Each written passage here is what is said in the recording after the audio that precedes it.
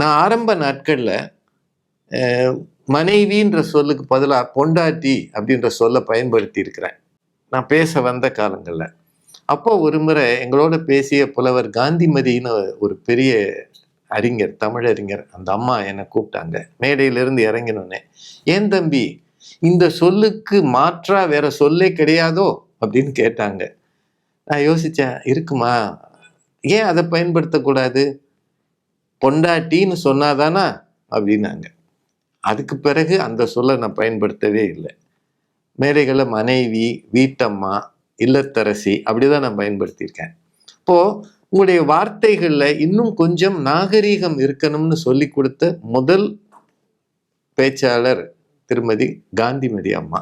அதே மாதிரி ஒரு அனுபவம் எனக்கு சன் தொலைக்காட்சிக்கு ஒரு பட்டிமன்றம் இங்க சென்னையில தான் நடந்தது.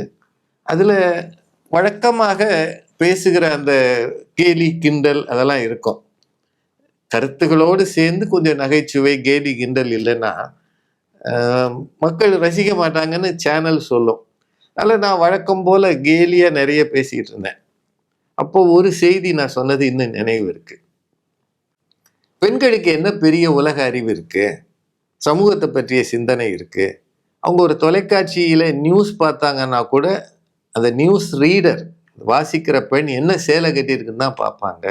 இதுல எங்க வீட்டம்மா நியூஸ் பேப்பரை கையில் எடுத்தான்னா மாவு செழிக்க போறான்னு அர்த்தம் அப்படின்னு நான் சொன்னேன்.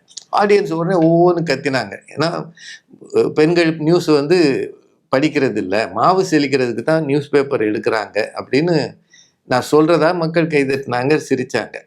நான் ரொம்ப கம்பீரமா பேசிட்டதாக நினைச்சு இறங்கி மேடையை விட்டு இறங்குறேன். திருமதி பாரதி பாஸ்கர் எதிரணியில் இருந்தவங்க வந்தாங்க. நீங்க சொன்னது உங்களுக்கே மரியாதையா இருக்கா? நீங்க உங்க வீட்டம்மாவை சொல்றதா நினைச்சு சொல்லியிருக்கீங்க. ஆனா இந்த சமூகத்துல எத்தனை பெண்கள் எத்தனை உயரங்கள்ல இருக்காங்க. ஒருத்தரை கேலி பண்றதாக நினைத்து எல்லாரையும் கிண்டலா பேசாதீங்க. பெண்கள் சாதித்தது நிறைய இருக்கு. அவங்க பேப்பரை கையில் எடுத்தா மாவு செழிக்க போறாங்கன்னு எப்படி சொல்லலாம்னு ஏறக்குறைய சண்டை பிடிக்கிற அளவு வந்துட்டாங்க. அந்த நேரம் எனக்கு என்ன செய்யறதுன்னே தெரியல. அது வரைக்கும் நான் ரொம்ப நல்லா பேசிட்டதா நினைச்சிட்டு வந்த ஆளு, அந்த கேள்வியில இருந்த நியாயம் எனக்கு சரியா பட்டது, சுருக்குனது. நகைச்சுவைக்காக தரம் தாழ்ந்து பேசுவது நியாயம் இல்லை அப்படின்னு அவங்க உணர்த்தினதை நான் முழுமையா தெரிஞ்சுக்கிட்டேன்.